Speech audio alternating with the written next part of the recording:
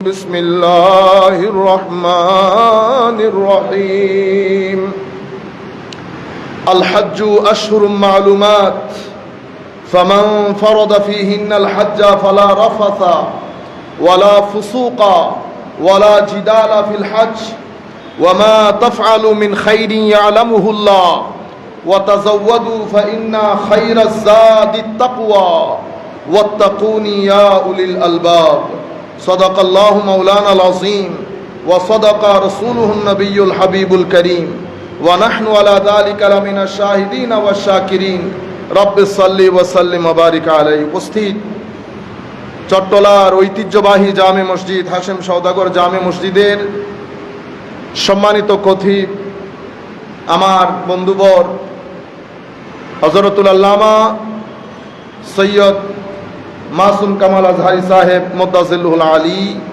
অত্র মসজিদের সম্মানিত ইমাম, সম্মানিত মুয়াজ্জিন মহোদয়, সম্মানিত খাদিমিন, বিশেষ করে অত্র মসজিদের সম্মানিত পরিচালনা পর্ষদের সম্মানিত চেয়ারম্যান সহ সম্মানিত মুসল্লিয়ানে কেরাম, বিশেষ করে বাংলাদেশের দূর দূরান্ত থেকে কুমিল্লা থেকে পর্যন্ত সম্মানিত মুসল্লিয়ান এসেছেন, আমরা সকলের প্রতি সশ্রদ্ধ সালাম জানাচ্ছি। আসসালামু আলাইকুম ওয়া রাহমাতুল্লাহি তাআলা ওয়া বারাকাতুহু। সম্মানিত উপস্থিতি, সময় অনেক সংক্ষিপ্ত। আমরা হজ বিষয়ক অসংখ্য আমাদের যারা হজ করতে যাচ্ছেন বা এখনো যান নাই, যাবেন, প্রত্যেকের অনুরোধ ছিল আমরা যেন এই জুমাতে হজ সংক্রান্ত কিছু কথা বলি। কারণ হজের আলোচনার মধ্যে বেশিরভাগ ক্ষেত্রে আমরা মাসলা মাসাইলের কথা বলি। এটা করা হালাল, এটা করা হারাম, এটা করা ওয়াজিব, এটা করা ফরজ। এগুলা আপন আপন জায়গায় অসম্ভব গুরুত্বপূর্ণ, কোনো সন্দেহ নাই। কারণ আমি যদি হজের ফরজ ওয়াজিব না জানি তাহলে তো আমার হজ হবে না। ফরজ ওয়াজিব যেমন হজের জন্য গুরুত্বপূর্ণ, ঠিক সেইভাবে হজের রুহানিয়ত বুঝাও গুরুত্বপূর্ণ। কারণ হজ হযরত ইব্রাহিম আলাইহিস সালামকে ঘিরে, তো আমরা মাকামে ইব্রাহিমের মধ্যে নামাজ আদায় করি, ঠিক না? হযরতে দাতা গঞ্জে বখশ আলী হুজবেরি কাশফুল মাহজুব, উনি হুজুর গৌসুল আজম আব্দুল কাদের জিলানী রাদিয়াল্লাহু তাআলা আনহু দুনিয়াতে আসার প্রায় 150-250 বছর আগের লোক, প্রথম যুগের আল্লাহর ওলি যাদেরকে ধরা হয়। উনি আবার ইমাম কুশাইরি রাদিয়াল্লাহু তাআলা আনহু, ইনারা প্রথম যুগের আল্লাহর ওলিদের মধ্যে ওনাদের নাম আসে। ওনার ছাত্র হুজুর, তাইলে গৌসুল আজম, হুজুর গৌসুল আজমের 200 বছর আগে, মানে আপনারা বুঝতে পারতেছেন হুজুর গৌসুল আজম 500 থেকে 600 হিজরির মাঝখানের লোক। হুজুর ইমাম গাজালি হুজুর গৌসুল আজমের থেকে প্রায় 20 বছরের বড়। সৈয়দি সানাদি হুজ্জাতুল ইসলাম ইমাম গাজালি রহমতুল্লাহ আলাইহি 500-600 হিজরির মাঝখানের লোক। ইনারা হচ্ছেন আবার 300 থেকে 400 হিজরির মাঝখানের লোক। আপনি যদি আবার জুনাইদ বুগদাদি, মারুফ কারখি, দাউদ আত-তাই, সাহাল তুস্তারি, হাবিব আল আজমি, ওনাদের দিকে যান তো ওনারা হচ্ছেন 150 থেকে 250 হিজরির মাঝখানের লোক। কারণ আপনি যদি বলেন পীর মুরিদি দুনিয়াতে আজকে আসছে, তাহলে বলতে হবে ইন্না লিল্লাহি ওয়া ইন্না ইলাইহি রাজিউন। আপনারা বুঝতে পেরেছেন? তাহলে এটা বাংলাদেশ, ইন্ডিয়া, পাকিস্তানের বিষয় না। আমি আপনাকে 1.5 থেকে 250 হিজরির মাঝখান যখন বলতেছি, তো এখানে কারো কারো পীর তাবেও তাবেঈনদের সাথে লাগানো, কারো কারো পীর তাবেও তাবেঈনদের সাথে লাগানো, কারো কারো পীর কেউ কেউ এখানের মধ্যে তাবেও তাবেঈনদের সময়কালের লোক। তাহলে প্রথম যুগ থেকে ধারাবাহিকভাবে সনদের সাথে সুফিয়ায়ে কেরাম বিশ্বব্যাপী খেদমত করেছেন। কাশফুল মাহজুবের মধ্যে দাতা গঞ্জ বখশ আলী হুজবেরি রাদিয়াল্লাহু তাআলা আনহু হজ কি, কিভাবে করতে হয় সে ব্যাপারে উনি আলোকপাত করেছেন। কিন্তু সুফিয়ায়ে কেরামের কিতাবের মধ্যে ফরজ ওয়াজিবের বিষয় আসে না। কিসের বিষয় আসে? কলব বাতেনের বিষয়। কিসের বিষয়? কলব বাতেনের বিষয়। তো উনি একটা গুরুত্বপূর্ণ মেসেজ দিয়েছেন আমাদেরকে। আমরা সবাই গিয়ে মাকাম ইব্রাহিমে নামাজ পড়ি, তো মাকাম ইব্রাহিম মানে কি? তো মাকাম ইব্রাহিম মানে ইব্রাহিম আলাইহিস সালামের স্টেশন। মানে যেখানে দাঁড়িয়ে উনি কাজ করেছেন সেটা। হুজুর দাতা গঞ্জে বখশ আলী হুজবেরি বলতেছেন, মনে রাখো আল্লাহর বান্দারা, মাকাম ইব্রাহিম দুইটা। কয়টা? দুইটা। একটা হচ্ছে হযরত ইব্রাহিম আলাইহিস সালামের শরীর মুবারক, যেটার সাথে লেগেছে ওইটা মাকাম ইব্রাহিম, ওইটা মক্কা শরীফের মধ্যে। ওইটা কোথায়? মক্কা শরীফের মধ্যে। আরেকটা মাকাম ইব্রাহিম হচ্ছে খুল্লাত ইব্রাহিম, মানে যেই কারণে আল্লাহর নবী ইব্রাহিম আলাইহিস সালামকে নিজের বন্ধুত্বের মকাম দান করেছেন। তো এটা হচ্ছে মাকামে খুল্লাতে ইব্রাহিম, মানে ইব্রাহিম আলাইহিস সালামের বন্ধুত্বের মকাম। আরেকটা হচ্ছে মাকামে জিসমে ইব্রাহিম, যেটা হচ্ছে ইব্রাহিম আলাইহিস সালামের শারীরিক অবস্থানের মকাম। তো শারীরিক অবস্থান মক্কা শরীফে, বন্ধুত্বের অবস্থান আল্লাহ পাক জানে আল্লাহ ইব্রাহিমের বন্ধুত্বের মকামকে কোথায় স্থাপিত করেছেন। তো হযরতে দাতা গঞ্জ বখশ বলতেছেন, হাজী সাহেবান শুধু মক্কা শরীফে দাঁড়িয়ে ইব্রাহিম আলাইহিস সালামের জিসিমের হক আদায় করলে হবে না, মক্কা শরীফে দাঁড়ানোর সাথে সাথে আমাকে এটাও বুঝতে হবে আল্লাহ কোন কারণে ইব্রাহিমকে মাকামে খুল্লাত দান করেছেন। মানে ইহরাম, কাপড় খুলে ইহরাম পরে ফেললাম, এটাও হজ, কিন্তু কাপড় খোলার সাথে আরো অনেক কিছু খোলা জড়িত। কি কি খোলা? চোখের কাপড় খুলতে হয়, চোখকেও ইহরাম পরাইতে হয়। মুখের কাপড়ও খুলতে হয়, মুখকেও ইহরাম পরাইতে হয়। কলব বাতিনকে ইহরাম পরাইতে হয়।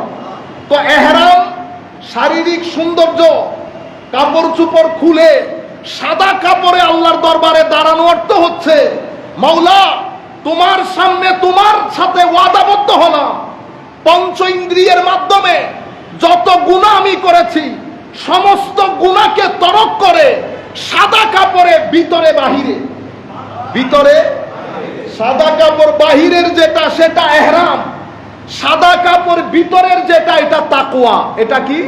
তাকওয়া। দুই কাপড় একসাথে হলে হাজি হাজি হয়। হযরতে শাকীক বলখী রাদিয়াল্লাহু তাআলা আনহু হজে যাবেন, নিয়ত করেছেন। আয় হায়, শাকীক বলখী রাদিয়াল্লাহু তাআলা আনহু, উনিও আজকেরও না, 500-600 বছর আগের না, উনিও 3 থেকে 600 হিজরির মাঝখানের লোক, হযরতে শাকীক বলখী রাদিয়াল্লাহু তাআলা আনহু। আপনি যদি বলেন প্রথম যুগের যারা আল্লাহর ওলি, হযরত হাতেম আল আসম রাদিয়াল্লাহু তাআলা আনহু, শাকীক বলখী, হযরতে শিবলি, ওনারা একেবারে প্রথম যুগের আল্লাহর ওলি। হজ করবেন, নিয়ত করেছেন, সব রেডি, সবাই স্থানীয়ভাবে জানে শাকীক বলখী হজে যাবে। অনেক মানুষ হজে যাবে। ওমা হজের দিন সকালবেলা বলতেছে আমি হজে যাব না। হায় খোদা, আমাদের মানুষ তো প্রশংসা করতেও দেরি লাগে না, গালাগালি করতেও সময়ের ব্যাপার, পছন্দ অপছন্দ থাকে। তো সবাই বকাঝকা করতেছে, কই মৌলবী, এই ধান্দাবাজ, এই কোথায় ব্যবসা বাণিজ্য পাইছে ইনভেস্ট করে দিছে, এই কথাগুলো আসছে, কোথায় ব্যবসা বাণিজ্য পাইছে ইনভেস্ট করে দিছে, অথবা এই পল্টি মারছে। মানে মানুষের মুখে তো আর তালা দেওয়ার নাই, সব কথার জবাব দিতে। আপনি মানুষ হিসেবে চিন্তা করবেন, এই কথার জবাব দিলে আপনার ব্যক্তিত্ব উঠবে না নামবে? বুঝতে পেরেছেন? সকল কথার জবাব দিতে নাই। হ্যাঁ, যেই কথা এলমি হবে সেই কথার জবাব দিবেন। কারণ ইমাম গাজালি রহমতুল্লাহ আলাইহি বলছেন, যখন মানুষ হিংসাত্মক হয়ে কথা বলবে তখন আপনার আমার দায়িত্ব হচ্ছে অ্যাভয়েড করা, ইগনোর করা। তো আমি কথাগুলা অনেক গালাগালি হয়েছে, শাকীক বলখী আল্লাহর ওলি, এগুলা তো সবরের পাহাড়। আপনি যদি সবরে মুহাম্মাদি, আমার নবী সাল্লাল্লাহু আলাইহি ওয়াসাল্লামের ধৈর্য বুঝতে চান, আপনি আমাকে দেখে বুঝতে পারবেন না, কোন আলেমকে দেখে বুঝতে পারবেন না। আমার নবীর ধৈর্য বুঝতে হলে আল্লাহর ওলিদের দিকে তাকাইতে হয়। ধৈর্য কাকে? খাজা মঈনুদ্দিনকে না দেখলে, হুজুর গৌসুল আজমকে না দেখলে, হযরতে মুজাদ্দিদ আল-ফেসানিকে না দেখলে, শাহজালাল ইয়ামানিকে না দেখলে, হুজুর গৌসে মাইজ ভান্ডারীকে না দেখলে, সৈয়দ আহমদ শাহ শ্রী কোটিকে না দেখলে আপনি ধৈর্য বুঝতে পারবেন না। আমাকে দেখে যদি ধৈর্য বুঝতে চান তাহলে তো দিনও যাবে, দুনিয়াও যাবে, আখিরাতও যাবে। বুঝতে পেরেছেন? সম্মানিত উপস্থিতি, হজে যান নাই সবাই চলে গেছেন, আমার মতো সবাই হজে চলে গেছেন। আল্লাহর ওলি হজের পরে সেখানে একজন আল্লাহর ওলি ছিলেন, স্বপ্নের মধ্যে উনি দেখতেছেন ফেরেশতা এসে ওনাকে বলতেছে যে এই বছরের যত লোক হজ করেছে আল্লাহ রাব্বুল আলামিন শাকিক বলখির ওসিলায় প্রত্যেকের হজকে আল্লাহ কবুল করেছেন। সকালে উঠে আল্লাহ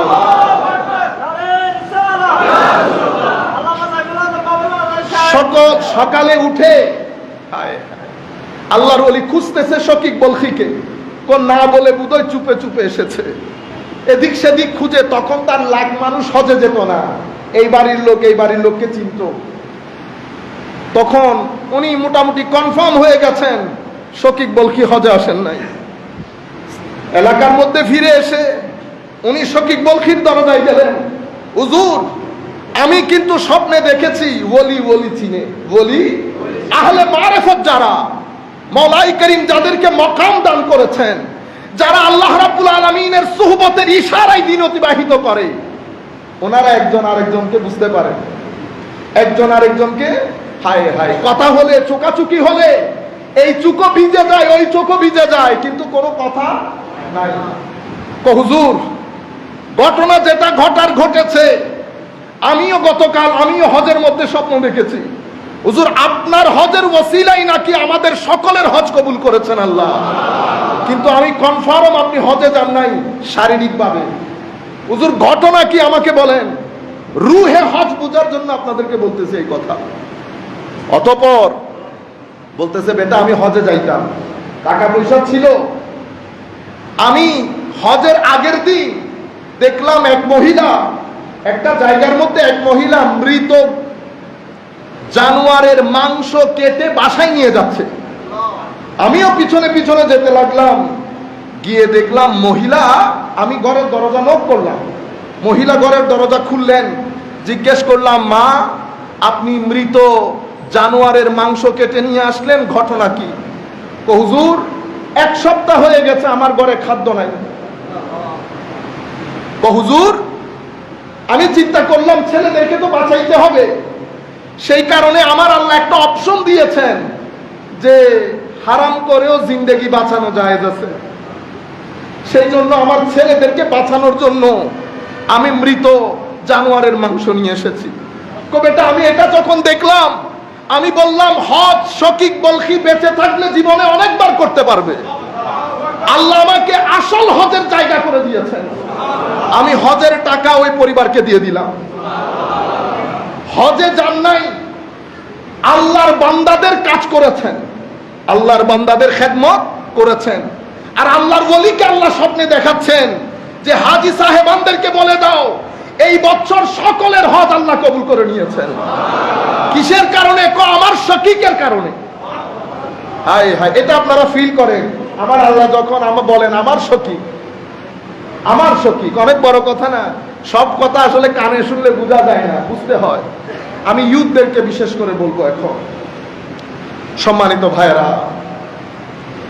আমি যদি এখন আপনাদেরকে জিজ্ঞেস করি জীবনের অপোজিট শব্দ কি, আমার ম্যাক্সিমাম ছেলেপুলে বলবে জীবনের অপোজিট শব্দ মৃত্যু, ঠিক না? ম্যাক্সিমাম লোক 99.99% বলবে লাইফের অপোজিট শব্দ হচ্ছে ডেথ, ঠিক না? কিন্তু ঘটনা সেরকম না। জীবনের অপোজিট শব্দ মৃত্যু না, জন্মের অপোজিট শব্দ মৃত্যু। জীবনের কোনো অপোজিট শব্দ নাই, যদিও আমরা বলি জীবন মরণ, কিন্তু জীবনের আসলে অপোজিট কোনো শব্দ নাই। কেন? কারণ জীবনের কোনো শেষ নাই, যে জীবনের শেষ নাই সেটার আর যাই হোক অপোজিট শব্দ থাকবে না। আমার আল্লাহ বানিয়েছেন, এখানে এসেছি, আরেকটা জায়গায় যাব, অতঃপর আরেকটা জায়গায় যাব। জান্নাত হলেও খুলুদ ফিল জান্নাত, জাহান্নাম হলেও খুলুদ ফিন নার। আল্লাহ আমাদের সবাইকে বাঁচাক জাহান্নামের আগুন থেকে। জীবনের অপোজিট কোনো শব্দ নাই, জন্মের অপোজিট শব্দ মৃত্যু। জন্ম কি জিনিস? জন্ম হচ্ছে জীবনে ঢোকার রাস্তা, জীবনে ঢোকার রাস্তা। মৃত্যু কি জিনিস? মৃত্যু হচ্ছে জীবন থেকে বের হওয়ার গেট। তাইলে জন্ম একটা গেট, মৃত্যু একটা গেট, মাঝখানেরটা জীবন। জন্মের গেট দিয়ে জীবনে ঢুকি, মৃত্যুর গেট দিয়ে জীবন থেকে বের হই। জন্ম আমার শুরু না, মৃত্যু আমার শেষ না। এটা তো এক গেট দিয়ে ঢুকছি, এটা তো মাত্র ডাইনিং রুম, এখনো ড্রয়িং রুম আছে, বেডরুম আছে, কত রুম। বুঝতে পেরেছেন? শুরুও না, শেষও না। আমি ইতপূর্বেও ছিলাম, কখনো আরুয়ার মধ্যে, কখনো মায়ের পেটে, জন্মের মাধ্যমে পৃথিবীতে, মৃত্যুর মাধ্যমে মাটির পেটে। অতঃপর আসল দিন আসবে, অতঃপর আসল দিন আসবে। এই মাঝখানের জীবনটার জন্য আমার আল্লাহ আমাদেরকে কিছু ইবাদত রিয়াজত দান করেছেন। নামাজ দান করেছেন, রোজা দান করেছেন, হজ দান করেছেন, যাকাতও দান করেছেন। পৃথিবীতে আমরা ছাড়াও নামাজ পড়ার লোকও আছে অন্য ধর্মের মধ্যে, তাদের নিজেদের মতো করে। পৃথিবীর অন্যান্য ধর্মের মানুষের মধ্যে হজ পাওয়া যায়। আপনারা ভুল বুঝবেন না, মানে তাদের মতো করে কিছু একটা কনসেপ্ট আছে, রোজারও একটা কনসেপ্ট আছে, কুরবানির একটা কনসেপ্ট আছে। আমি বলবো না আমার ধর্ম সত্য, আমার ধর্ম, আমি এগুলা কোনো কিছুই বলবো না। আমি বিনয়ের সাথে আরজ করব, যারা যেখান থেকে বসে আমাদেরকে শুনছেন, দেখছেন, কোন ধর্মকে ছোট করা, খাটো করা, এগুলো আমাদের কাজ না। আল্লাহ পাকের অপরিসীম দয়া। সিলেট থেকে গত পরশু আমাদের কাছে মদন মোহন কলেজে অধ্যাপক পদার্থবিজ্ঞানের আমার হিন্দু ভাই মেসেজ করেছেন যে হুজুর, আপনার কিছু বক্তব্য আমার অসম্ভব ভালো লাগে। তাহলে বুঝতে পারতেছি যে আমাদের বক্তব্যগুলো সবাই শুনতেছে। সেই কারণে কাউকে আঘাত করা, এটা আমি মুখে বলতেছি সেরকম না, আমি অন্তঃকরণে বলতেছি, আমার আল্লাহ সাক্ষী। কাউকে আঘাত করা আমাদের উদ্দেশ্য না। আমি শুধু আপনাদেরকে বলবো, পৃথিবীর অন্যান্য ধর্মের মধ্যেও রোজা পাওয়া যায়, আমাদের এখানেও রোজা আছে। আপনি ইসলামের রোজাটাও গবেষণা করেন, অন্যান্য ধর্মের রোজাও গবেষণা করেন, সিদ্ধান্ত আপনার হাতে। আল্লাহ সবাইকে বিবেক দান করেছে। এসি রুমের এসিও আমরা বুঝতে পারি, গরমের রুমও আমরা বুঝতে পারি। ওই ইন্দ্রিয় আল্লাহ আমাদেরকে দান করেছেন। হজ আমাদের কনসেপ্টে যেমন হজ, পৃথিবীর অন্যান্য ধর্ম, যারা ধর্ম বিশ্বাস করে না, তাদের মধ্যে হজের কনসেপ্ট আছে। হজ কি জিনিস আমি রূপকভাবে আপনাদেরকে বলতেছি। রাষ্ট্র যখন বড় হয়ে গেছে, রাষ্ট্র বড় হয়ে যায়, রাষ্ট্রের মধ্যে প্রেসিডেন্ট থাকে, প্রেসিডেন্টের প্রেসিডেন্ট হাউস থাকে, প্রেসিডেন্টের প্রতি আপনার যে আনুগত্য, সেটার জন্য ভোটিং থাকে, এমনি মারেন, ঠিক না? এবং প্রেসিডেন্টের সাথে আপনার আনুগত্যের প্রকাশ লাগে। আমার আল্লাহর মুলক, আমার আল্লাহ বলছেন লাহু মুলকুস সামাওয়াতি ওয়াল আরদ, বিশ্ব ব্রহ্মাণ্ড এটা আল্লাহর রাজত্বে, আল্লাহর রাজত্বে। তো আল্লাহর রাজত্বের মধ্যেও আল্লাহর একটা হেডকোয়ার্টার আছে, আল্লাহর একটা হেডকোয়ার্টার আছে। হেডকোয়ার্টার কোথায়? উম্মুল কুরাতে। উম্মুল কুরা মানে পুরা বিশ্ব ব্রহ্মাণ্ডের, পৃথিবীর মার্কাজকে বলে উম্মুল কুরা। মাকে মা কেন বলে? মাকে মা বলে কারণ মা আমার কেন্দ্র, মা আমার শিকড়, মা আমার ঠিকানা। সেই কারণে আরবির মধ্যে মাকে উম্মুন বলে। কি বলে? উম্মুন। তো এখানে বলা হচ্ছে উম্মুল কুরা। উম্মুল কুরা মানি আদ, আমরা অনুবাদ করার সময় করি আদি জনপদ। আসলে হচ্ছে পুরা পৃথিবীর যে জনপদ, যেই শুকনো জায়গা, সেটা জন্মগ্রহণ করেছে। সেই শুকনো জায়গার মধ্যে প্রথম যেই জায়গাটা পানি থেকে শুকিয়ে জমিনের রূপ ধারণ করেছে, সেটা উম্মুল কুরা, মক্কা মুআজ্জামা। সেই কারণে পুরা পৃথিবীর মা ধরা হয় কাকে? ওই মক্কা মুআজ্জামা, সেন্টার অফ দি ওয়ার্ল্ড, পৃথিবীর সেন্টার। তো আমার আল্লাহ সেইখানে একটা ঘর বানিয়েছে। ঘর বানানো মানে আমার আল্লাহ ওই ঘরে থাকেন সেটা না, এটা হচ্ছে রূপকভাবে পৃথিবীতে একটা সেন্টার বানিয়েছে, আপনাকে বলছে এখন যিনি আমাদের এখানকার যিনি প্রেসিডেন্ট, উদাহরণ দিচ্ছি বোঝানোর জন্য, এটার সাথে এটার কোনো মিল নাই। প্রেসিডেন্টের যেমন সেনাবাহিনী থাকে, আমার আল্লাহ বলছেন এই জগতের রাজত্ব যেহেতু আল্লাহর হাতে, আল্লাহরও কিন্তু সেনাবাহিনী আছে, আল্লাহরও সেনাবাহিনী। ওয়ালিল্লাহি জুনুদুস সামাওয়াতি ওয়াল আরদ, আসমান জমিনের সৈন্যবাহিনী সব আল্লাহর হাতে, সব আল্লাহর কর্তৃত্বে। এখন প্রেসিডেন্ট যিনি থাকেন ওনার নিজস্ব একটা আমরা বলি বাইতুল মাল। বাইতুল মাল মানে বাংলাদেশ ব্যাংক, যেখানে বাংলাদেশের সম্পদ, সরকারি সম্পদ কি থাকে, গচ্ছিত থাকে। আমার আল্লাহ যেহেতু পৃথিবীর রাজত্বের মধ্যে, বিশ্ব ব্রহ্মাণ্ডের রাজত্বের মধ্যে, আল্লাহ আপনার কোনো খজিনা মজিনা আসেনি? আছে। ওয়ালিল্লাহি খাজাইনুস সামাওয়াতি ওয়াল আরদ। তুমি জমিনের খজিনার কথা বলতেছো, আসমান জমিনের খজিনা সব আমার আল্লাহর কর্তৃত্বে। জুনুদুস সামাওয়াতি ওয়ালিল্লাহি খাজাইনুস সামাওয়াতি লাহু মুলকুস সামাওয়াতি ওয়াল আরদ। এভাবে আমার আল্লাহর রাজত্বের হেডকোয়ার্টার বানানো হয়েছে উম্মুল কুরা। আমরা ভোটের মাধ্যমে আনুগত্যের প্রকাশ করি। আমার আল্লাহ বলতেছেন তুমি যদি মনে করো আনুগত্যের কথা, তো তোমার টাকা পয়সা থাকলে এখানে সেন্টারে আসবা। সেন্টারে এসে কি করতে হবে? এখন আমরা তো আগে বায়াত গ্রহণ করতাম হাতে হাতে, আল্লাহর ওলিরও বায়াত গ্রহণ করি হাতে হাতে। এখন মওলা এখানে আনুগত্য প্রকাশ কেমনে করব? এখানে আমার তার হাত নাই, আমার আল্লাহর শারীরিক কোনো অবয়ব নাই। কেউ যদি মনে করে আল্লাহর শারীরিক অবয়ব আছে, তো দিন থেকে খারিজ হয়ে যাবে, দিন থেকে খারিজ হয়ে যাবে। এটা আপনারা মাথায় রাখবেন, জিনিসগুলো অনেক সেনসিটিভ। আউলিয়ায়ে মিল্লাত, উলামায়ে উম্মত আমাদেরকে যে আকীদা দিয়ে গেছেন সেটার বাইরে আমরা যাব না। সম্মানিত উপস্থিতি, এখন মাওলা তাইলে হাত কোথায় রাখবো?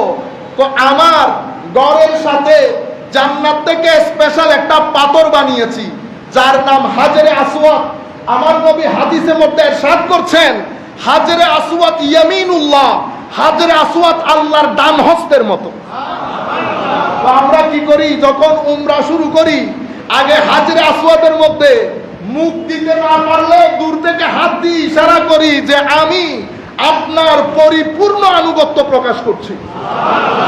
এটা আমি আপনাদেরকে মেটাফরিক্যালি বললাম। এখন আনুগত্য প্রকাশ করলাম। হজ থেকে ফেরার পর সেই আনুগত্যের কথা আমাদের মাথায় থাকে না, আমরা মোস্টলি বিদ্রোহীতে পরিণত হই।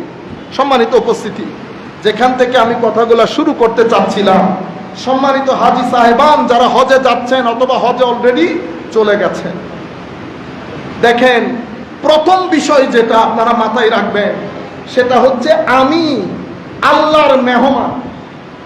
আমি আল্লাহ, এটা তো আমরা শুনি, কিন্তু জিনিসটা ফিল করেন। আপনি আল্লাহর মেহমান হওয়ার জন্য, আমি আল্লাহর মেহমান হওয়ার জন্য প্রথম যেই বিষয় আমার জিম্মাদারি, সেটা হচ্ছে নিজেকে তৈরি করা। নিজেকে তৈরি করা। আমি আল্লাহর মেহমান হওয়ার যোগ্য কিনা সেটা নিজের দিকে খেয়াল করে আল্লাহর মেহমানদারি গ্রহণ করার জন্য নিজেকে ভিতর বাহিরে তৈরি করা। আমার আল্লাহ বলছেন ওয়াতাজাওয়াদু, হজে আসার জন্য খাবার দাবার, কাপড় চোপড় অনেক কিছু আমাদের প্রয়োজন হয়, কিন্তু আমার আল্লাহ বলছেন ওয়াতাজাওয়াদু ফাইন্না খায়রাজ যাত, যেই সম্পদ তোমরা নিয়ে হজে আসতেছো সেই সম্পদের সবচেয়ে উত্তম সম্পদ হচ্ছে তাকওয়া। কি জিনিস? তাকওয়া। তাকওয়া কাকে বলে আমার ভাইয়েরা?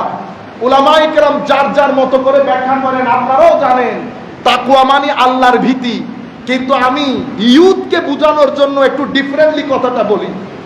এই পৃথিবীতে মওলাই করিম ভালো জিনিস যেমন সৃষ্টি করেছেন, আমার আল্লাহ মন্দ জিনিসও সৃষ্টি করেছেন, কারণ এটা পরীক্ষার জায়গা। এখানে মন্দ না থাকলে পরীক্ষা হবে না, শুধু ভালো দিয়ে পরীক্ষা হয় না।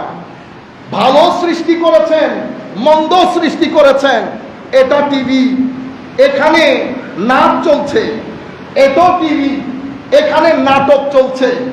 এখন সিদ্ধান্ত আমার, আমি নাটক দেখব না নাচ দেখব।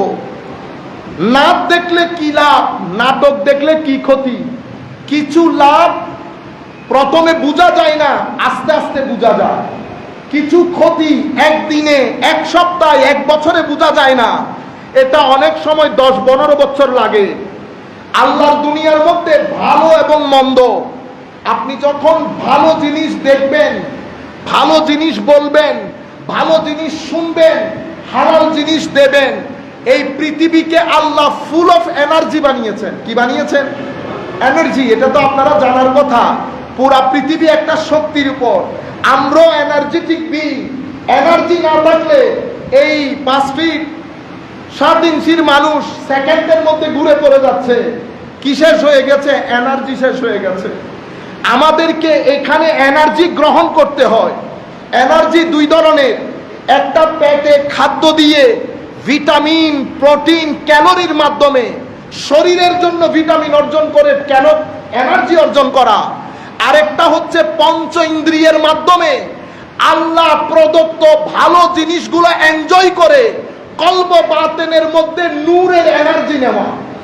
আমার জন্য ভিটামিন যেমন দরকার, আমার কলব বাতেনের মধ্যে নূরের এনার্জিও দরকার।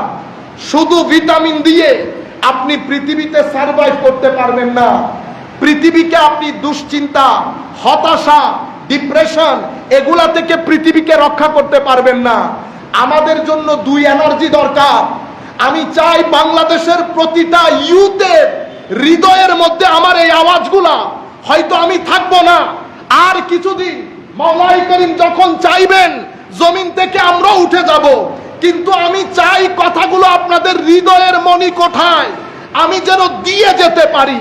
আমাদেরকে বোঝানো হয়েছে যে আমরা শুধু ভালো কাজ করব, নামাজ পড়ব, তিলাওয়াতে কোরআন করব শুধু কবরের জন্য।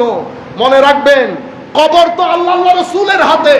আল্লাহ চাইলে পার, আল্লাহ যদি না চান আটকে যাব। মনে রাখবেন, কবর অনেক দূরে। আমরা আগে জীবন নিয়ে কথা বলি। এই জীবনে আমার ভাইয়েরা, ইউথকে বিশেষ করে বলছি, আল্লাহর ওয়াস্তে ফেরত আসেন।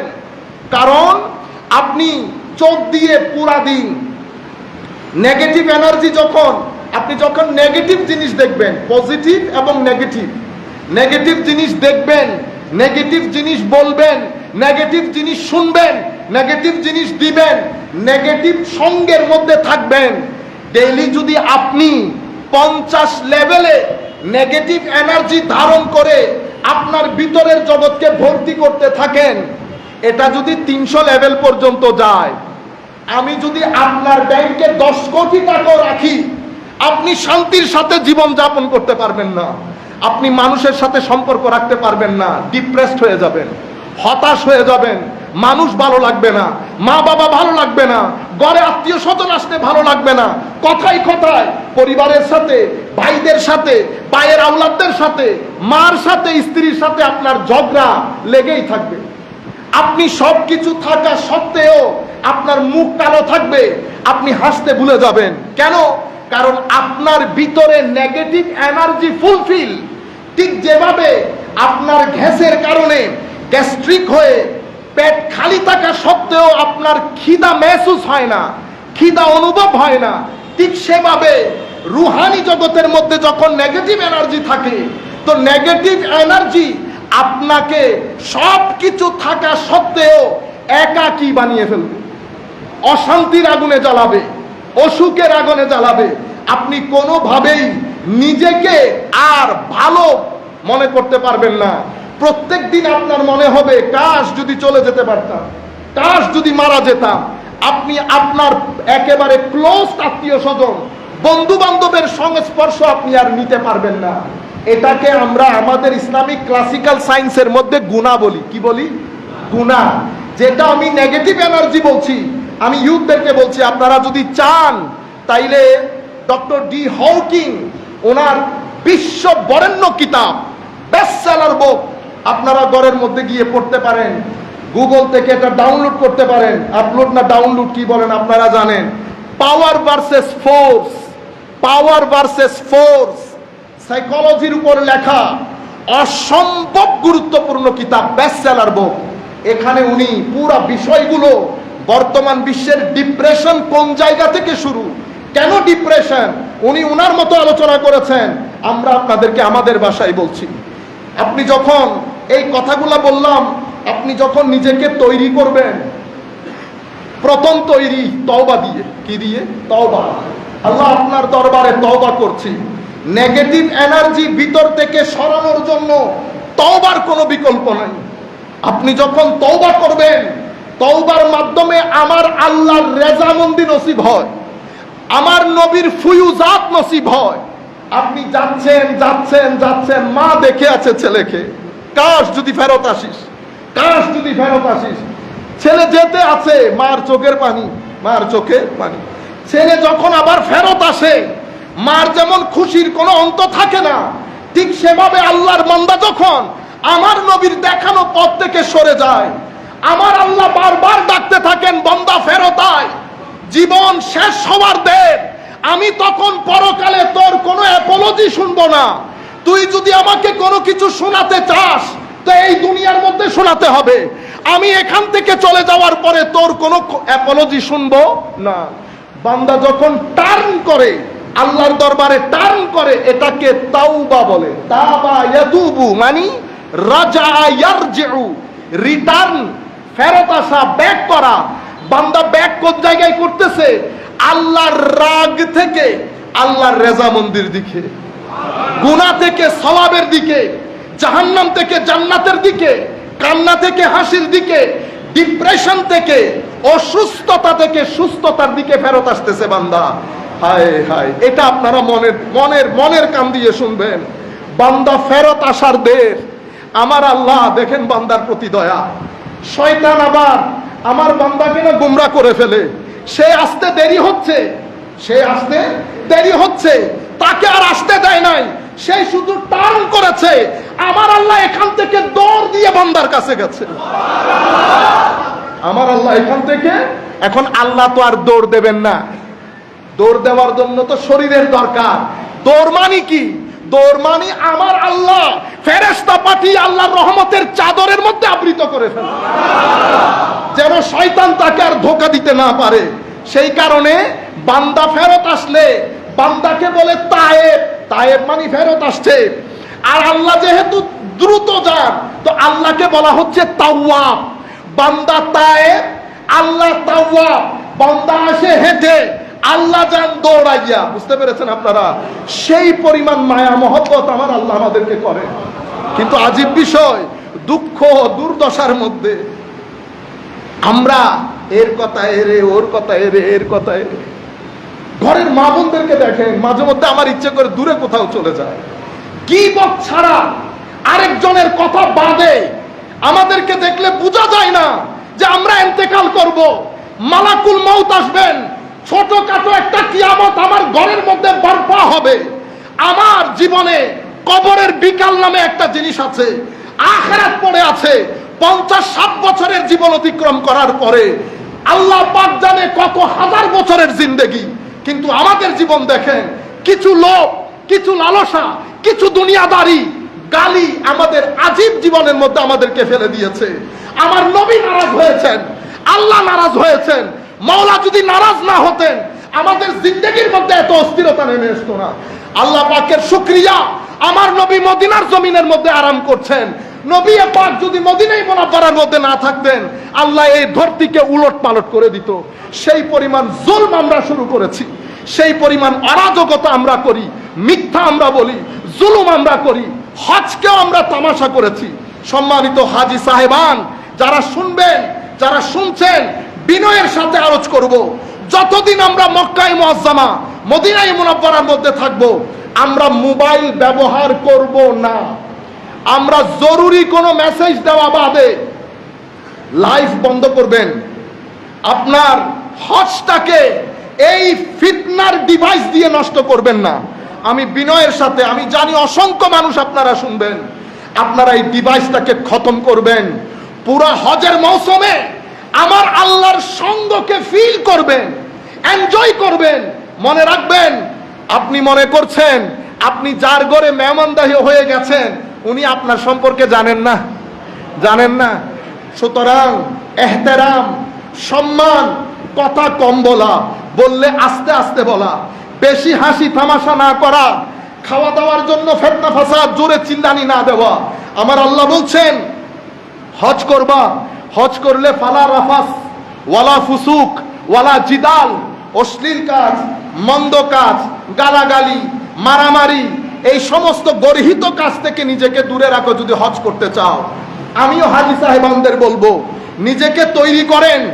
মক্কা শরীফের চতুর্পার্শ্বে যখন ঘুরবেন তার আগে তো এহরাম পরবো, ঠিক না? সাদা কাপড় যখন জড়াবেন তখন আল্লাহর দরবারে বিনয়ের সাথে তওবা করেন, আল্লাহ কাপড় যেমন খুলে ফেললাম, মাওলা তুমি নারাজ হও এমন প্রত্যেক কাজ থেকে আমাকে দূরে রাখার তৌফিক দান করো মাওলা তুমি, আমি যেন সেই সমস্ত কাজে আর ফেরত না যায়।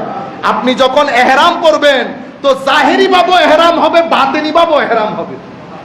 একটা জাহেরি এহরাম আর একটা বাতেনি এহরাম। এরপরে আল্লাহর দরবারে তওবা করেন। এরপরে আমরা যখন তোয়াফ করব, আমার ভাইয়েরা তোয়াফের মধ্যে আরবি দোয়া পড়তে পড়তে পড়তে পড়তে জিহ্বা শুকাই ফেলে। আমরাও পড়ি, সমানে সবাই পড়তে থাকে। দোয়া পড়বেন, দোয়াতে সওয়াব আছে, কোনো সন্দেহ নাই। কিন্তু আপনি 7 তওয়াফ কখন করে ফেলছেন বুঝতেও তো পারেন নাই। আপনি যখন ওই জায়গায় দাঁড়াবেন, আপনি আল্লাহর দরবারে শুকরিয়া আদায় করেন। আল্লাহ তোর দরবারে শুকরিয়ার কোনো শেষ নাই। তুই এমন জায়গায় পা রাখার তৌফিক দান করেছিস মাওলা, যেই জায়গার মধ্যে আমার নবী কদম রেখেছে, যেই জায়গার মধ্যে আদম সফিউল্লাহ কদম রেখেছে, ইব্রাহিম খলিলুল্লাহ রেখেছে, মুসা কালিমুল্লাহ রেখেছে, ঈসা রূহুল্লাহ রেখেছে, ইসমাইল জবিহুল্লাহ রেখেছে। এত আজিম নবী যেই হিত্তার মধ্যে কদম রেখেছে, আমার মতো নাপাক, নাফরমান, নালায়েক, গুনাহগারের কদমকে তুই এই জায়গায় রাখতে তৌফিক দান করেছিস। আল্লাহ তোর দরবারে শুকরিয়ার কোনো শেষ নাই।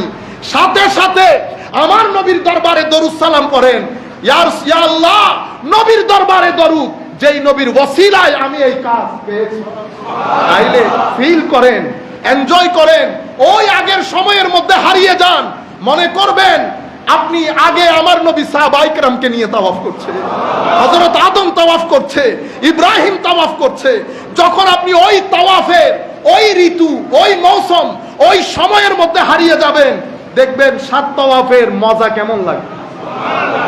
তখন আপনি কি আল্লাহকে বলতে হবে আল্লাহ ক্ষমা করে দেন? ও যেই আল্লাহ রহমতের সাথে মহব্বত করে আপনাকে কাবার মধ্যে নিয়ে এসেছে, আপনি আমার ঘরের মেহমান, আপনি চাইলেও খাওয়া দেব, না চাইলেও। আরে আমরা আমাদের মেহমানদেরকে জোর করে খাওয়াই, জোর করে খাওয়াই। আর আল্লাহ তো আল্লাহ, আল্লাহ তো আল্লাহ, আমার আল্লাহ তো সেই সত্তা যিনি এক ইব্রাহিম, এক বলখির হজের কারণে পুরা সকলের হজ কবুল করেছে। তো সেই আল্লাহ আপনি চাইলেও ক্ষমা করবেন, আপনি না চাইলেও ক্ষমা করবেন। আমি আপনাদেরকে দোয়া পড়তে নিষেধ করতেছি না। আপনারা আবার এগুলা, আমাদের এই বক্তব্যগুলো আপনারা কোনো কাটফাট করবেন না। আপনারা বুঝতে পেরেছেন বেটা? কেউ কাটফাট করবেন না। আমি আপনাদেরকে যেটা বুঝাতে চাচ্ছি, দোয়া পড়বেন, দরুদ শরীফ পড়বেন, ক্ষমা চাইবেন, সাথে এই জিনিসটাও তো করেন। আপনি পায়ে হাঁটতেছেন, শরীর দিয়ে তাওয়াফ করতেছেন, আপনার কল্প বাতেনকে একটু জিজ্ঞেস করেন, সে তো তাওয়াফ করতে চায়, সেও তাওয়াফ করতে চায়। এশকের সমুদ্রে ডুব দিয়ে যাবেন, কারণ হজ আমার আল্লাহর এশকের এক আজীব নমুনা। কোথায় আদম আলাইহিস সালাম নেমেছেন, আদম হাওয়ার মধ্যে পরিচয় হয়েছে, দেখা হয়েছে, পৃথিবী আবাদ হচ্ছে। আদম হাওয়ার ওই মহব্বত আমার আল্লাহর এত ভালো লেগেছে, আজকে আমরা আরাফার মধ্যে কোনো কিন্তু ইবাদত না, বসে থাকতেছি। কিন্তু আপনি শুধু বসে থাকলে হবে, আপনি ওই জায়গার মধ্যে গুম হয়ে যান। আদম হাওয়া, ইব্রাহিম খলিলুল্লাহ, আমার নবী সাহাবায়ে কেরামদেরকে নিয়ে বসে আছেন, ওইটা মাথার মধ্যে আনেন, দেখবেন উকুফে আরাফার টেস্ট অনেক ধরনের হবে। মুজদালিফাও সেরকম। মিনার মধ্যে যখন যাব, ইব্রাহিম খলিলুল্লাহ, ইসমাইল জবিহুল্লাহ, আল্লাহর এশকের এক আজীব নমুনা, যেটা হযরতে ইব্রাহিম দেখিয়েছেন। নিজের ছেলেকে কুরবানি করে দিচ্ছেন, নিজের ছেলেকে কুরবানি করে দিচ্ছেন। এই বিষয়গুলো আমরা যখন নিজেদের ভিতরে আনবো, তখন হজ আরেক ধরনের হবে। তখন হজকে বলা হয় রুহানি তরবিয়তের এক আজীব জিনিস। সম্মানিত উপস্থিতি, অতঃপর আমরা কুরবানি করছি। কিসের কুরবানি? আমার অহংকারের কুরবানি, আমার হিংসার কুরবানি, বিদ্বেষের কুরবানি, কুরবানির মাধ্যমে গরুর রক্ত যখন যায়, আমার আল্লাহ বলছেন বান্দা আমার গরুরও দরকার নাই, গোশতেরও দরকার নাই, রক্তেরও দরকার নাই। তো মওলা তো হুকুম দিলেন যে আমি তো গোশত তো তোমরা করবা, ওয়ালাকি ইয়ানালুহু আত-তাকওয়া, আমার কাছে যেটা পৌঁছে সেটা তাকওয়া। আমি আপনাদেরকে বলতে চাচ্ছি, নেগেটিভ এনার্জি, পজিটিভ এনার্জি, ভালো জিনিসের সাথে নিজেকে কানেক্ট করেন। চোখ বুঝতে পারবে আপনি কার সাথে কানেক্টেড, কান বুঝতে পারবে কার সাথে কানেক্টেড, জবান বুঝতে পারবে কার সাথে কানেক্টেড। আপনি যখন ভালো জিনিসের সাথে কানেক্টেড হবেন, এই ভালো জিনিস আপনার ভিতরে যেই এনার্জি, যেই নূর দান করবে সেটাকে তাকওয়া বলে। সেটাকে কি বলে? তাকওয়া। এই তাকওয়া, এই নূর, এই এনার্জি আপনার ভিতরে একটা হায়া দান করে। হায়াটা এমন, আপনি ইচ্ছে করলেও খারাপ কাজ করতে পারবেন না। তখন আপনি একটা গুনার কাজ করেছেন, আপনি আর যাই নামাজে দাঁড়াইতে পারবেন না, খালি ঘুরতেছে কিরে ভাই নামাজ পড়বেন না? হুজুর সকালবেলা এমন একটা কাজ করলাম, আমার আল্লাহ কি মনে করেছেন আল্লাহ জানে, আমার ভয় করতেছে, হায়া করতেছে, আমার আল্লাহ নিকোন আবার মুখ ফিরিয়ে নেয়। এগুলা ফিলিংসের বিষয়, আপনার কাছে হাস্যকর, কারণ আপনি আর আমার কাছে তো নামাইতুয়ান বলে আল্লাহু আকবার, সুবহান রাব্বিল আযীম, সামি আল্লাহু লিমান হামিদা। আমার নামাজের সাথে ভিতর নাই, আমার নামাজের সাথে ভিতর নাই, কারণ আমি নামাজ আদায় করেছি, কায়েম করি নাই। কেউ আছে নামাজকে কায়েম করে, যখন নামাজ ভিতরে কায়েম হয়, প্রথম যেই জিনিস আল্লাহ তাকে দান করেন সেটা হায়া। যার হায়া যত বেশি তার ঈমানও তত বেশি। আমি ইউথদেরকে বলবো, তাহলে আপনারা যদি পজিটিভ এনার্জি আর্ন করতে না পারেন, আমি এখন বলে যাচ্ছি, আজকে 31 তারিখ, আপনি বাসায় গিয়ে তারিখ সহ আমার নাম সহ লিখে রাখবেন। নেগেটিভ এনার্জি যত আর্ন করবেন, আপনার পারিবারিক জীবন তত দুর্দশা এবং হতাশার হবে।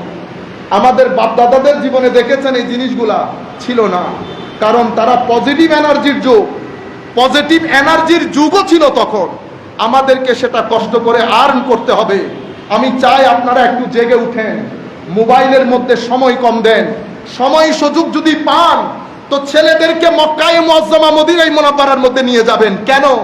কারণ এগুলা হচ্ছে সোর্স অফ এনার্জি। মদিনায়ে মুনাওয়ারা সোর্স অফ এনার্জি।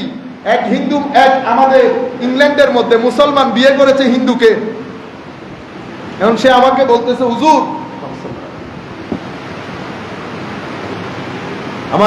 হুজুর, উনি তো কলমা পড়েছিলেন, কিন্তু হুজুর উনি আমাকে বিয়ে করার জন্য শুধু এর নামটাও আসতে কলমা পড়েছেন, নামাজ দোয়া পড়ে না, রোজাও রাখেন। আমি তো দুঃখে পড়ে গেছি, কি করা যায়? আল্লাহ উমরাতে নিয়ে যান। তো হুজুর ও তো বিশ্বাস করেন। আল্লাহ বিশ্বাস করতে হবে না। আগুনের সামনে দাঁড়িয়ে আপনি যদি বলেন আগুন জ্বালাই না, তো হাত দিয়ে দেখেন না জ্বালাই। হ্যাঁ, আগুন কি মানুষ ফারাক করবে যে এটা আমার পছন্দ করে এটারে জ্বালাবো না, এটা অপছন্দ করে এটারে জ্বালাবো না? আগুনের খাসিয়ত হচ্ছে জ্বালাবে, হাত দিয়ে দেখেন। আমি বলতেছি আপনি যান বেটা, কোন রকম নিয়ে যান। তো গেছে, অনেক লম্বা কথা। আসছে ভদ্র মহিলা আমাকে ফোন দিয়ে বলতেছে হুজুর কি শিখাই দিলেন? সে তো এখন তাহাজ্জুদ পড়া শুরু করছে। আমি পরে একদিন দেখলাম জুমার নামাজে আসতাম, ইশারা করে বলছি যে দাঁড়াইও তুমি। তো দাঁড়াইছে, আমি তাকে বাসায় নিয়ে গেলাম, জিজ্ঞেস করলাম বেটা কেমন গেল? ও বলতেছে হুজুর আমি তো আসলে আমি ইসলাম, আমি কালমা পড়েছি, বাট আমি ইসলাম বা এই সমস্ত বিষয় I was not interested at all. আমি এগুলোর ব্যাপারে এত কোনো ইন্টারেস্ট ফিল করিনি। কিন্তু আজীব বিষয় হচ্ছে, আমি যখন হাউস অফ আল্লাহ, তার ভাষায় আল্লাহর ঘর বাইতুল্লাহ দেখেছি, আমি আপনাকে ভাষায় বুঝাতে পারবো না আমার ভিতরে কোন তুলপার শুরু হয়েছে। এটা তো আজীব এক্সপিরিয়েন্স, আমি ঠিক বুঝাতে পারছি না। সামান্য একটা ঘর, তার ভাষায় কালো চাদরে আবৃত, এটার ভিতরে কি এমন আছে দেখার সাথে সাথে আমি নজর ফিরাতে পারতেছিলাম না। আমি বুঝতেছি আমার ভিতরে তোলপাড় চলতেছে। এখানে এক ধরনের অভিজ্ঞতা। এরপরে আমি যখন মদিনা শরীফ যাই, হোলি সিটি অফ মদিনাতে, তো আমি যখন সবুজ গম্বুজ দেখি, ইতপূর্ব আমি সবুজ গম্বুজ দেখেছি, কিন্তু আমি আপনাকে বলতে পারবো না। আমি শুধু দেখতেছি অজর দ্বারাই আমার চোখ দিয়ে পানি পড়তেছে। আমি যখন নবীর গ্রেভ, ওরা বলতেছে গ্রেভ মাজারে পাক দিয়ে যখন আমি হেঁটে যাচ্ছি, আমার মনে হচ্ছে আমার ভিতর থেকে কলব বাতেন বের হয়ে আসতেছে। হুজুর আমাকে একটু বলেন ঘটনা কি? আমি বলি বেটা, টেস্কো চিনো? টেস্কো, টেস্কো মানে আমাদের শপিং মল। আল্লাহ, টেস্কোর মধ্যে গেলে একটা ফিল হয়, সেই ফিলিংটা আপনি এয়ারপোর্টের মধ্যে পাবেন না। এয়ারপোর্টের ফিলিং একটা, স্টেশনের ফিলিং একটা, আর বাজারের ফিলিং একটা, মসজিদের ফিলিং আর একটা। মসজিদের মধ্যে আপনি ঢুকবেন, যত বড় গুনাহগারী হন, মসজিদের মধ্যে আপনার কথা ছোট হয়ে আসবে। আপনাকে কেউ কিন্তু বলে নাই এটা মসজিদের তাসির। লাইব্রেরির তাসির আরেক রকম, বাজারের তাসির আরেক রকম। তুমি যেখানে গেছো, এটা আমার আল্লাহ সোর্স অফ লাইট বানিয়েছেন, সোর্স অফ এনার্জি বানিয়েছেন।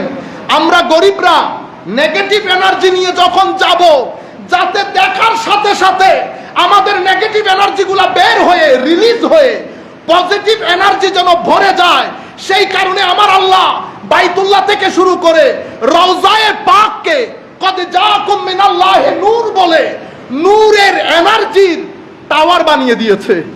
বিশ্বাস করতে হবে না, শুধু যাবেন, দেখবেন সিনার ভিতরে আল্লাহর মারিফতের জোয়ার তৈরি হয়ে যাবে। এটা আমার নবীর বিশেষ খুসুসিয়ত।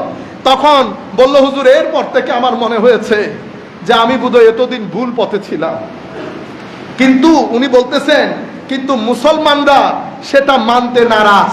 মুসলমানরা সেই এনার্জি গুলার প্রতি ইন্টারেস্টেডও না, নামাজও পড়ে না, কোরআনও পড়ে না।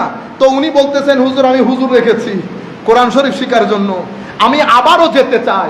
আমি আপনাদেরকে বলছি, যেই সমস্ত মা বাবা সামর্থ্য আছে, ছেলে প্রপার লাইনে আসতেছে না, আপনি তাদেরকে বাইতুল্লাহ শরীফ জিয়ারত করান, মদিনা শরীফ জিয়ারত করান, বিভিন্ন মাজারে পাকে নিয়ে যান। এনার্জির কোনো মৃত্যু নাই। এনার্জি মারা যায় না, এনার্জির কোনো মৃত্যু নাই। আমরা যে জিন্দা বলছি, এনার্জির জিন্দা। আর আল্লাহর ওলি যদি হয় তো শারীরিক ভাবেও জিন্দা থাকে। আপনি বলবেন, হুজুর এটা কোন ধরনের কথা? ও ভাই, কদুর বিচি লাগাইছি না? কদুর বিচি কোথায় লাগাইছি? মাটি থেকে 1.5 ফিট গভীরে, 1 ফিট গভীরে, আধা ফিট গভীরে। মাটির নিচের বিচি তো মরে যাওয়ার কথা, মরছে? কেন মরে নাই? সূর্যের আলোর কারণে। সূর্য কোথায়? লক্ষ লক্ষ মাইল দূরে। তো লক্ষ লক্ষ মাইল দূরের সূর্যের আলো পৃথিবীর জমিনের আধা ফিট নিচে একটা কদুর বিচিকে যদি জিন্দা রাখতে পারে, তো আমার আল্লাহ, আমার নবীর মাধ্যমে আনিত কোরআন যারা বুকে ধারণ করেছে, তারা জমিনের আধা ফিট নিচে শরীর জিন্দা থাকতে পারে না? আপনারা বুঝতে পেরেছেন? কারণ সূর্যের মালিকও আল্লাহ, সূর্যের স্রষ্টা আল্লাহ, মালিক রাসূলুল্লাহ। এটা সেই সূর্য, যেই সূর্য আমার নবীর ইশারায় আবার এসেছে পৃথিবীতে। আমার নবীর ইশারায় আবার এসেছে। সুতরাং হাজী সাহেবানদেরকে বলবো, আপনারা খাদ্যদ্রব্য নিয়ে, খাওয়া দাওয়া নিয়ে বেশি কথা বলা, বন্ধু বান্ধব যাবে, কারো সাথে কথা বলার দরকার নাই। পুরো হজের সফরকে আপনি ধৈর্যের, তাকওয়ার, তাওয়াক্কুল, আল্লাহর উপর ভরসা, এই কয়েকটা জিনিসের উপর মনে করবেন। এই পুরো হজের সফর থেকে আপনি এই 3টা জিনিস নিয়ে আসবেন। হজের পরে যদি আপনার জিন্দেগি, আপনার মুখ, চোখ, কান এগুলো আগের মতো আবার নেগেটিভ এনার্জির ওই আদলের মধ্যে থেকে যায়, তাহলে আমাদের হজ হবে না। আমরা 1 মিনিটের মধ্যে শেষ করে দেই। সম্মানিত মুসল্লিয়ানে কেরাম, পৃথিবীর মধ্যে আমাদের যেই হজ, আপনি দেখছেন সাদা কাপড়ে পৃথিবীর যেই কোনো প্রান্ত থেকে যেই কোনো মানুষ দেখবে, তার ভিতরে কেমন একটা জ্বলানি শুরু হবে। পৃথিবীর মধ্যে অনেক ধর্ম, আমাদের হিন্দু ধর্মের ভাইয়েরাও তারাও হজে যান। 2 সমুদ্রের মাঝখানে সঙ্গম স্থলে গিয়ে ওনারা গোসল করেন। আমাদের যেই সমস্ত ভাইয়েরা ধর্মে বিশ্বাস করে না, ওনারা কার্ল মার্কসের কবর জিয়ারতে যান। কার্ল মার্কসের গ্রেভ কবর, এটা ওখানে যাওয়া, ওইটা দেখা, ওইটা ভিজিট করা, এটা তাদের হজ। তারা অস্বীকার করতে পারবে না, যাই সেখানে। অথবা যেতে না পারলেও ভিতরে একটা তুমুল তুফান তৈরি হয়, কাশ যদি যেতে পারতাম, কাশ যদি যেতে পারতাম। আমাদের খ্রিস্টান ধর্মের, হিন্দু, ইহুদি ধর্মের ভাইয়েরাও নির্দিষ্ট তাদের নবী হোক, নেতা হোক, প্রত্যেকে যার যার নবী নেতার মাজার জিয়ারত করা, এটা তাদের হজের কনসেপ্ট। আল্লাহ রাব্বুল আলামিন আমাদের হজের কনসেপ্টকে নিরালা করেছেন। সবাইকে আল্লাহ এক কাতারে দাঁড় করিয়ে দিয়েছেন। পৃথিবীর কোনো মানুষের বুঝার কোনো তৌফিক নাই, মাথায় চুলও নাই তো। যতই সুন্দর মানুষ হন, চুল যখন কেটে ফেলে সবাই কিন্তু বনিয়াদম, ঠিক না? সবাইকে এক কাতারে দাঁড় করিয়ে দিয়েছে শুধুমাত্র আমাদেরকে কিছু মেসেজ নিয়ে আসার জন্য। আমরা এখানে দীর্ঘায়িত না করি, গরম অনেক পড়তেছে, আমাদের বক্তব্য শুরু করতেছিলাম মাত্র, কিন্তু জুমার মধ্যে সময় সংক্ষিপ্ত থাকে। দূর দূরান্ত থেকে ছেলেরাও আসছে, কুমিল্লার লোক দেখতেছি বেশি। আল্লাহ রাব্বুল আলামিন সবার হামে ও নাসের হোক। মাওলাই করিম আমাদেরকে কবুল করুন। আমরা চাচ্ছিলাম এই জুমাটা আমরা আমাদের মসজিদে পড়ি, কিন্তু আমাদের মুরব্বী উনি আমার অত্যন্ত শ্রদ্ধা, ওনার কথা না করতে বড় কষ্ট হয়। আবার ওনারা মনতারকান নগরজনী মহব্বতের কারণে, কিউর কারণে মহব্বত ওনারার মাথা থানা আর কেন আইনি, হ্যাঁ ইয়ে নোয়াই ভান এলেন বিদারা কেউরে পরোয়ানো করি, এলেন বিদারা কেউরে পরোয়ানো করি। আর সাসা তো সাসা এলে আরো বহুত দোয়া করছুন আল্লাহ যেন ব্যানিয়াজ বানায়, এবং আর প্রত্যেক করে যেন আল্লাহ মহব্বতের বন্ধন অম্বিতে আবদ্ধ করে। ওনারা একজন আরেকজনের টালাটালি করিবেন। মসজিদ ইয়েন শান্তির জায়গা, যেন শান্তির জায়গা তাহে অনতে ভালো লাগিলে আইবেন, আর তো যদি ভালো না লাগাই ওয়াইসুম কিল্লা হইতারণ নি। এটা যারা ইয়াংস্টার্স ইউথ আছে, আমরা যদি মসজিদের মধ্যে ঠেলাঠেলি উচ্চ আওয়াজে কথা বলি তো তারা ফ্রাস্ট্রেটেড হয়ে যাবে। শেষ আরামের জায়গা মসজিদের মধ্যে আসতে পারবে।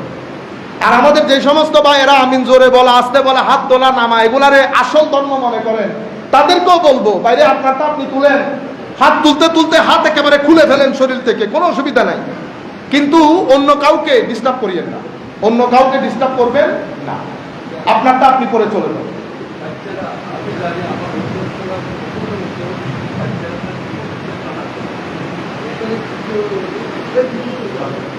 বহুত শুকরিয়া।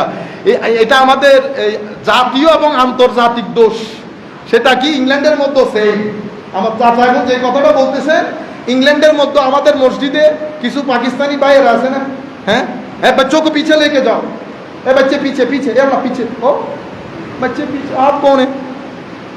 तो बच्चों को मस्जिद में लेके आता है, बच्चों को मस्जिद में, तो बच्चों को मस्जिद में लेके नहीं, सिनेमा हॉल में लेके जाना। ओ यार अल्लाह का खौफ करो। বাচ্চাদেরকে মসজিদে নিয়ে আসবেন, বাচ্চাদেরকে ঘরের মধ্যে মসজিদের আদব শিখাবেন। মসজিদের মধ্যে আওয়াজ বেশি, ছোট বাচ্চা না, বাচ্চাদেরকে মসজিদে আনলে এখন থেকে যদি তরবিয়তটা না পায় এ তো ভবিষ্যতে মসজিদে আসতে চাইবে না। আর হচ্ছে মসজিদে আসার কারণে শারীরিক লাভও আছে, মানসিক লাভও আছে। শারীরিক মানসিক দুইটা লাভ আছে, এবং এখানে আখলাক, তরবিয়ত, রুহানিয়ত এগুলাই মসজিদের মধ্যে পাওয়া যায়। এটা মসজিদের মধ্যে সেট করা থাকে। মসজিদ আল্লাহর খাস জায়গা হওয়ার কারণে মসজিদের মধ্যে যদি এসেও ঘুরে যান আপনার ভিতরে আগুন জ্বলবে। সুতরাং আপনারা মসজিদের মধ্যে প্রথম যে কয়েকটা জিনিস, উঁচু আওয়াজে কথা বলবেন না, সবাই একসাথে কথা বলবেন না। অনেক জিনিস, আমার সব জিনিস আপনার পছন্দ হবে এমন কোনো কথা আছে না। আপনার পছন্দ হইতে পারে, অপছন্দ হইতে পারে। পছন্দ হলে আলহামদুলিল্লাহ, অপছন্দ হলে তাওয়াক্কালতু আলাল্লাহ, ধৈর্য ধারণ করবেন। এবং মসজিদের মধ্যে কোনো ভালো পরামর্শ থাকলে সেটা সুন্দর করে মসজিদকে জানাবেন। খতিব সাহেব আছেন, মসজিদের পরিচালনা পর্ষদ আছেন, অথবা যেভাবে যেভাবে জানানো দরকার। আমি বিনয়ের সাথে অনুরোধ করছি, বিশেষ করে আমার ইউথের কারণে তারা ফ্রাস্ট্রেটেড হয়ে যায়। ইংল্যান্ডের মধ্যেও সেম, আমেরিকার মধ্যেও সেম। কারণ আমাদের লোকেরা যাইতো, আমরা কমিটি নিয়ে মারামারি, মসজিদের বিভিন্ন ইস্যু নিয়ে মারামারি, পরে ইউথ আর মসজিদে আসতে চায় না। তো আমরা যখন ইউথের কোনো প্রোগ্রাম করি, মসজিদে করলে আসে না। তারা প্রথমে কি বলে জানেন? উস্তাদ নো মসজিদ। তো কোথায়? হলে। তো মসজিদে আসলে অসুবিধা কি? কোনো they people fight with each other. আপনারা বুঝতে পারছেন? এই কাজ যেন আমরা না করি। আল্লাহ রাব্বুল আলামিন আমাদের